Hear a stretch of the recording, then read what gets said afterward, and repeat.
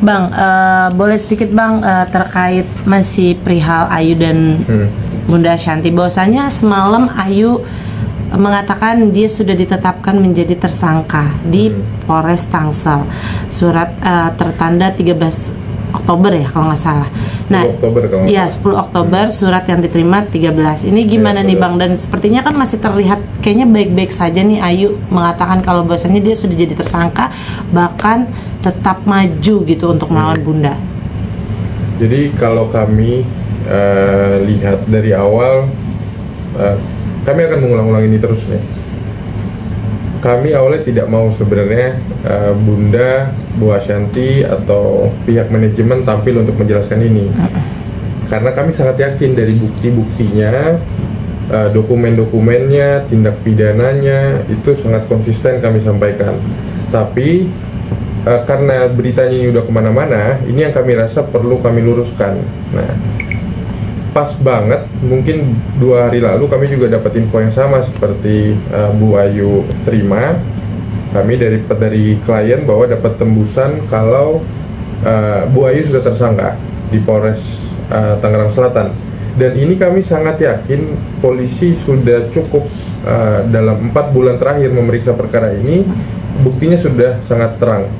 Makanya kami pada tanggal awal Oktober kemarin juga melaporkan tentang tindak pidana yang sebenarnya Ayu lakukan saat dan setelah kejadian penggelapan itu. Jadi ada pencemaran nama baik ke PT HDN yang juga merupakan klien kami, ada kerugian material yang dipunyai oleh rekan bisnisnya Mas Anang, ditambah ada juga kerugian material yang diterima oleh Mas Anang.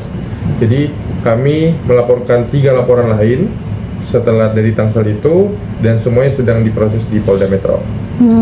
Jadi itu laporannya ada dari yang Tangsel itu ada 3 laporan lain lagi yang ada di Polda. Yes, betul. Berarti 2 ke Ayu, 1 ke akun anonim lah Mbak, yang lagi dalam lidik. Dan itu statusnya lagi pemeriksaan atau seperti apa nih Bang? Sudah proses katanya, mungkin sebentar lagi akan ada panggilan-panggilan, tapi kami serahkan semua prosesnya di penyidik nanti. Oke, Bang, tapi kan dilihat dari kemarin statementnya Ayu, dia kayak tampak biasa banget, tampak tidak ada ketakutan, tidak ada rasa shock lah, oh akhirnya jadi tersangka nih, khawatir gitu. Malah justru hari ini katanya dia akan melaporkan ke Polda juga. Gini, mungkin Abang gimana sih melihatnya, apakah memang Ayu itu mempunyai senjata rahasia untuk Bunda atau seperti apa nih? Mbak, kami dari Badan Life Partnership ini sangat serius dalam mengkaji dokumen-dokumen pasti. Nama baik kami juga dipertaruhkan di sini. Kami sangat yakin tuduhan-tuduhannya pasti akan dibuktikan oleh kepolisian. Tapi untuk pengembangan-pengembangan atau ide-ide liar dari saudari Ayu melaporkan ABC, mereka pikir polisi ini bisa diarahkan sedemikian rupa kalau nggak ada bukti gitu. Jadi kita akan balikin lagi, kalau memang dia mau laporin apapun ya hak dia memang untuk bisa melaporkan, tapi hak lanjutannya dan kewajibannya dia harus membuktikan ke polisi. Nah, tuduhan itu kami nggak akan komentar lebih lanjut, cuma kami ingatkan setiap perbuatan ada konsekuensinya. Kalau dia bikin tuduhan atau laporan, kami juga punya hak untuk membuka laporan lainnya. Jadi banyak sekali Mbak.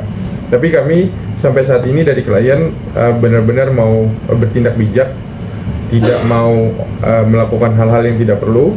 Kami lagi kaji betul dan fokus ke laporan yang sudah kami laporkan dan pendampingan dari laporan-laporan Ayu. Kami juga yakin nih, kami mau tegaskan, semua laporan dari Ayu kami akan hadapi, tidak gentar sedikit pun, termasuk rekan advokat. Nanti rekan saya akan tambahkan, Pak Sony. Kami sudah mengajukan pengaduan ke organisasi advokatnya karena menurut kami sudah agak berlebihan memberikan statement di media yang telah menyalahi kode etik advokat gitu. Mungkin itu dari rekan saya. Menambahi dari Pak Atta, dari rekan saya Atta. Nah, kalau ini kan udah jelas ada tersangka.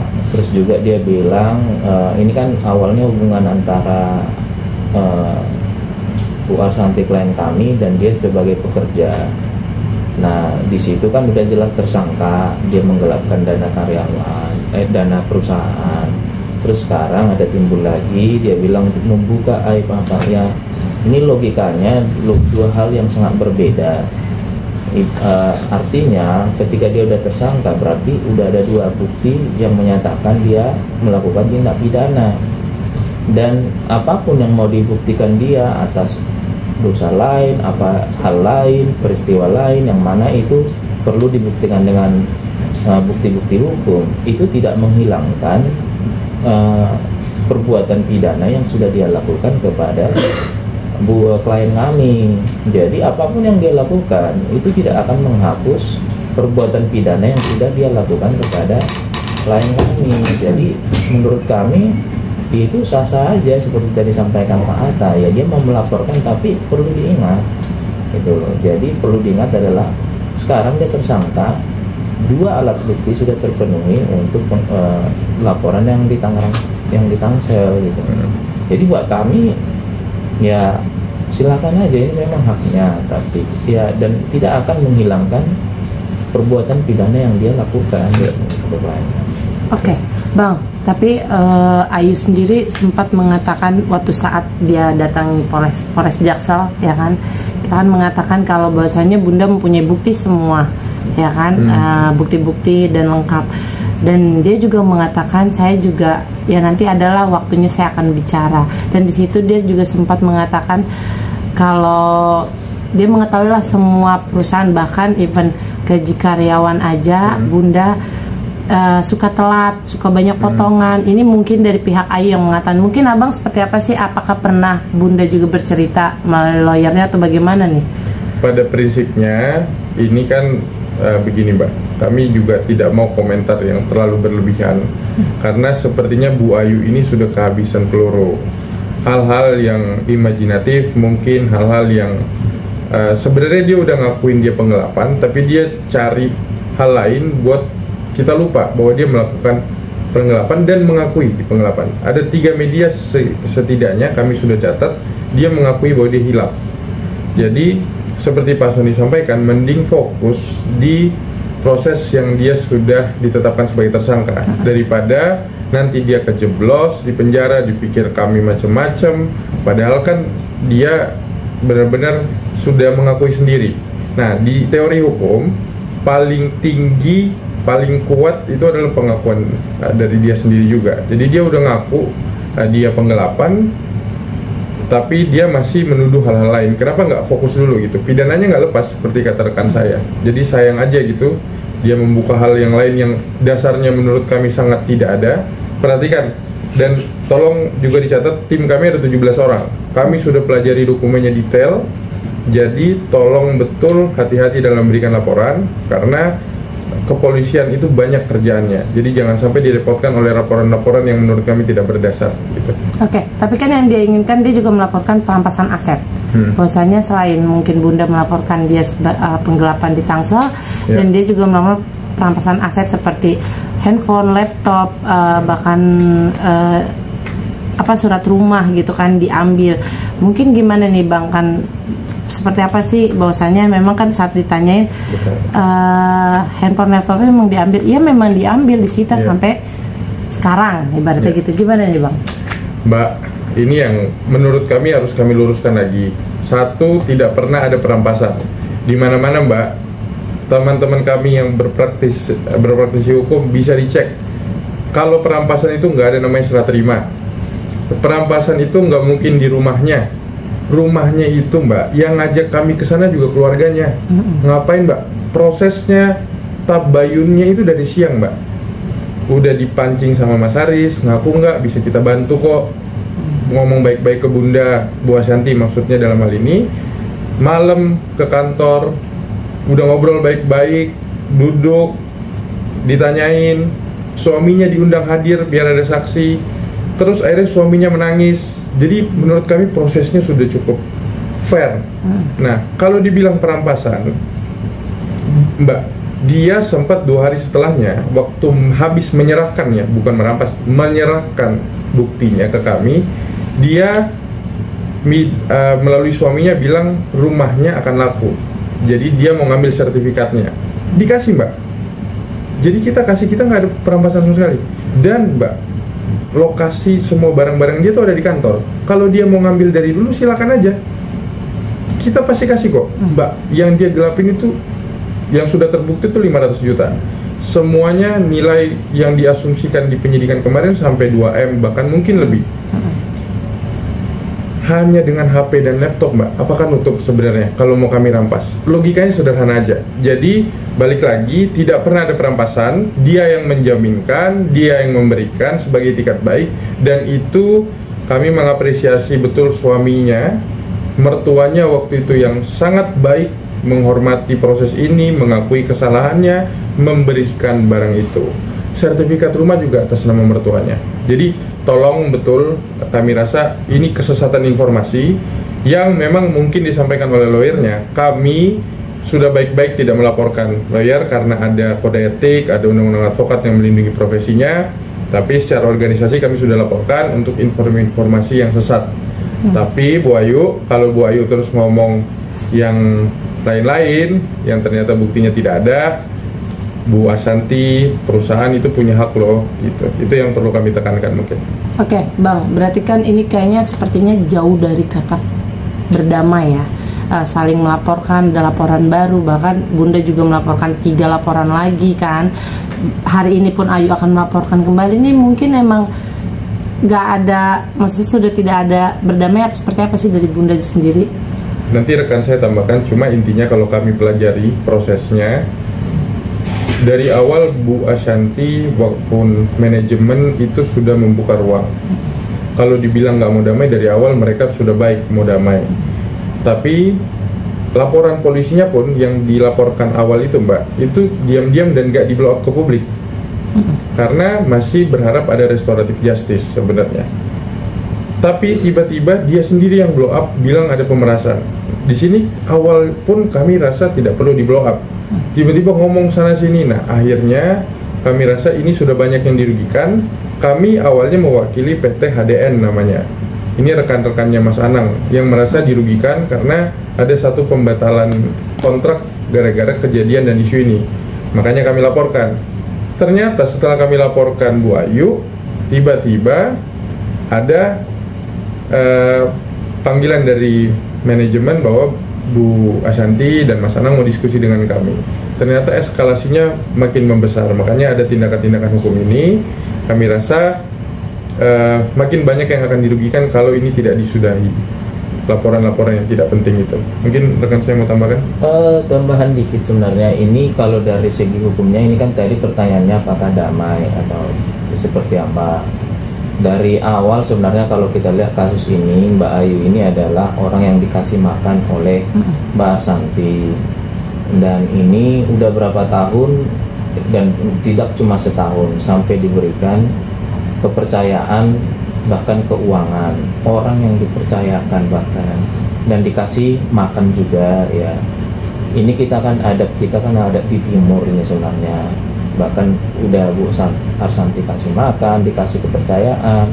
Sekarang blow up hal-hal yang ini sangat sensitif dengan profesinya Bu Ashanti. Karena kan pekerja seni ini sangat sensitif dengan isu-isu ini.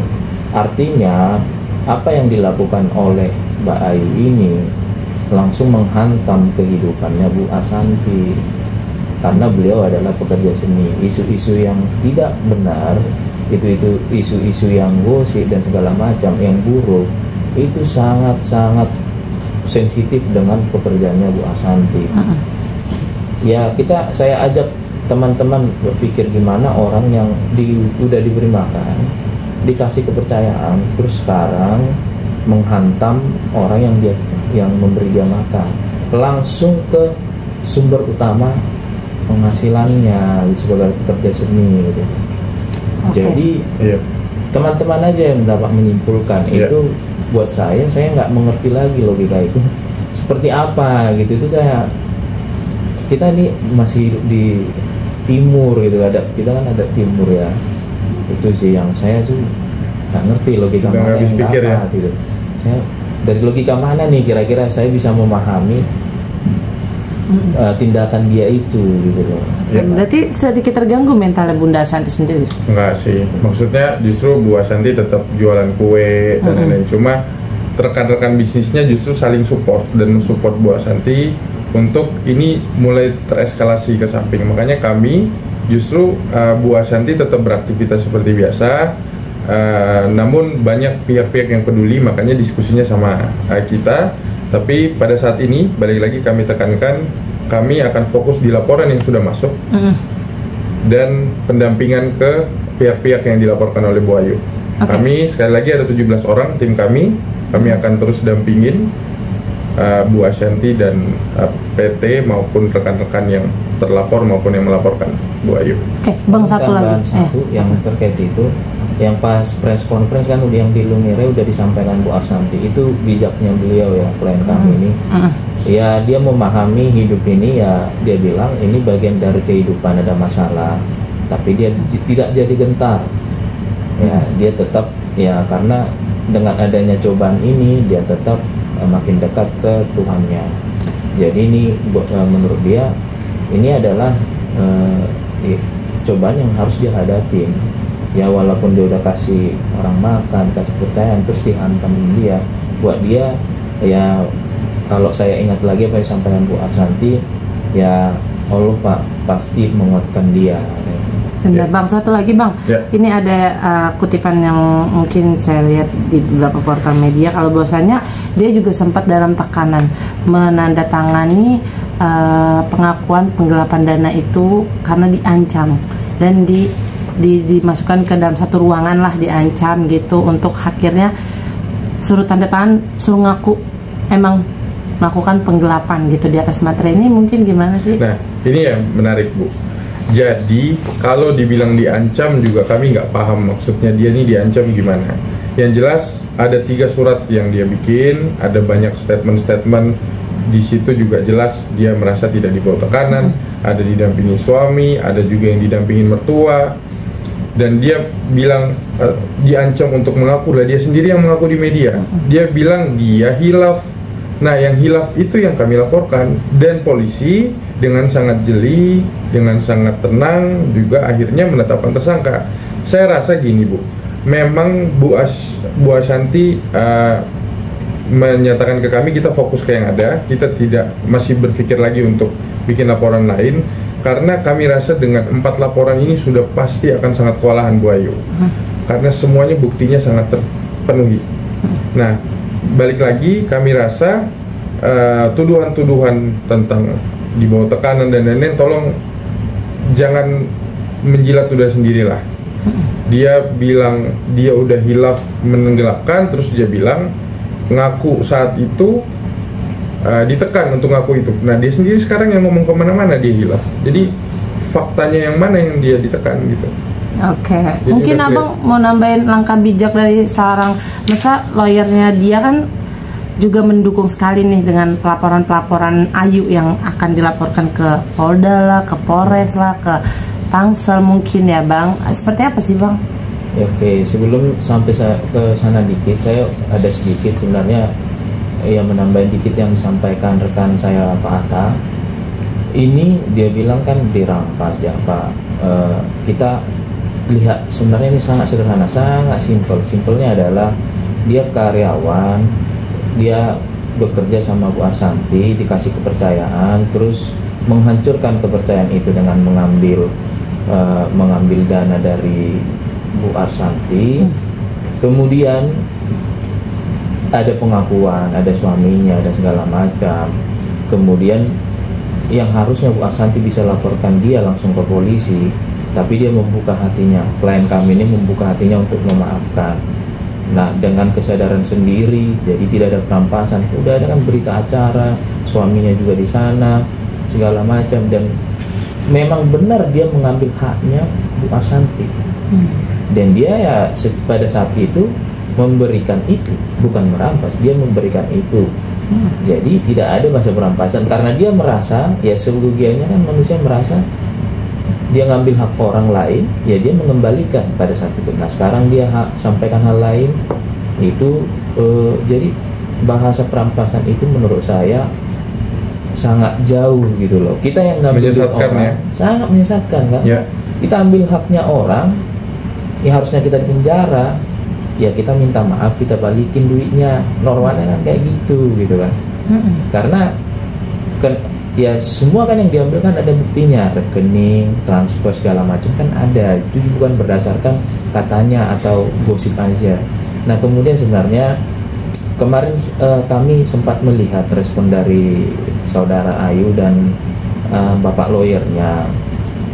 Kami jujur berpraktek biasanya di korporasi, tapi juga kita ada perkara yang menyangkut pribadi, kita tidak sungkan untuk melakukan pro bono untuk hal-hal yang inilah masyarakat, untuk sosial. Tapi walaupun biasanya praktek kami korporat dan profesional, walaupun ya ketika menangani pribadi kami juga selalu profesional. Artinya di sini yang mau saya sampaikan adalah kemarin saya agak terkejut. Terkejutnya adalah ketika saudara Ayu dan pengacaranya menyatakan mereka tidak heran, mereka tidak terkejut kliennya Mbak Ayu jadi tersangka. Yang saya pahami, kalau kita udah tahu dari awal klien kita ada yang salah, ya artinya kan tersangka itu dua alat bukti terpenuhi, ya kan? Kalau udah kita tahu, kita bedah kasusnya, kita cek, baru kita kasih saran kepada klien apa yang baik dan apa yang buruk gitu. Nah, di sini kita udah mengetahui klien kita akan tersangka, terus kita juga nggak kaget, nggak ada tindakan apa segala macam.